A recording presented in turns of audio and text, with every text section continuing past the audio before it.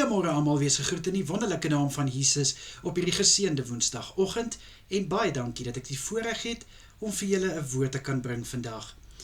2 Timoteus 1 vers 8 lees ons waar Paulus sê dat ons moenie skaam wees om die boodskap oor te dra nie en ook nie skaam wees vir die gevangenis van Christus nie en dat ons ook nie moet terugstaan om vir die evangelie te kan vasstaan nie.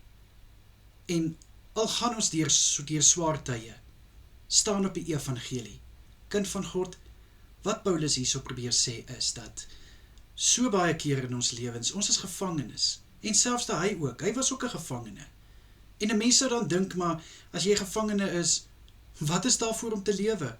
Hoekom moet ek nog enigsins God dien? Hoekom moet ek nog enigsins die boodskap verkondig of die evangelie verkondig? Kind van God, dit is uiters belangrik dat ons God nie net ken wanneer dit goed gaan nie, maar dat ons God ken wanneer dit sleg gaan.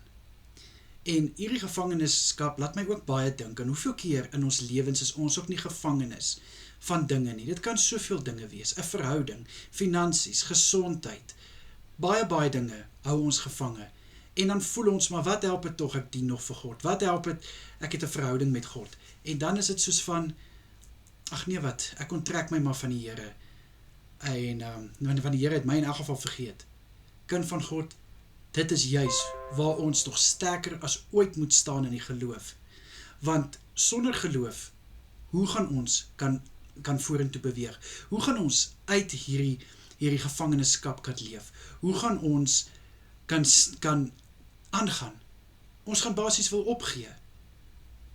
Wanneer daar nie meer hoop is vir ons nie, dan kan jy opgee. Maar daar is altyd hoop. Daar is altyd hoop. In Jesus Christus, my boetie en sissa, is daar altyd hoop. En dis hoekom dit so belangrik is.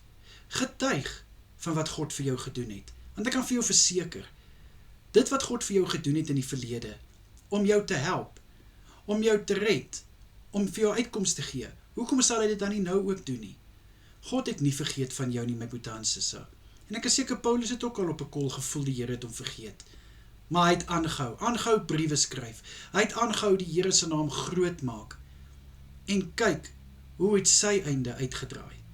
Kind van God, die Here het jou nie vergeet nie. Die Here is met jou.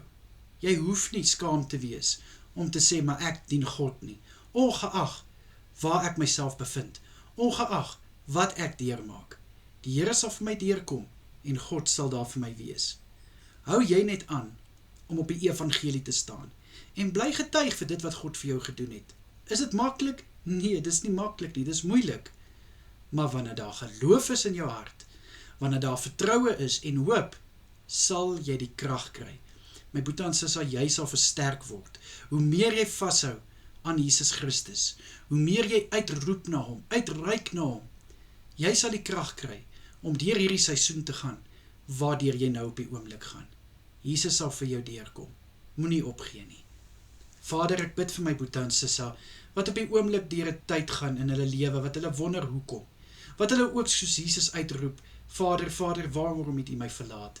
Here, ek weet U het ons nog nooit verlaat nie, U het ons nog nooit gelos nie. Ek bid in Jesus naam, dat elke een 'n aanraking van U sal vind. Liewe Here, sodat hulle nuwe moed kan hê, nuwe hoop, nuwe vertroue en 'n vars nuwe geloof. Asseblief Here, ek bid vir hierdie situasie waardeur hulle gaan, dat hulle die krag sal kry en versterk sal word, liewe Here, om te kan deurdruk en te kan, liewe Here, nie opgee nie, maar aangaan, sodat hulle nog sterker aan die ander kant kan uitkom. In Jesus Christus naam is dit my gebed. Amen en amen. Julle moet 'n baie lekker dag verder hê. Kyk mooi na julleself en wees geseënd. Totsiens julle.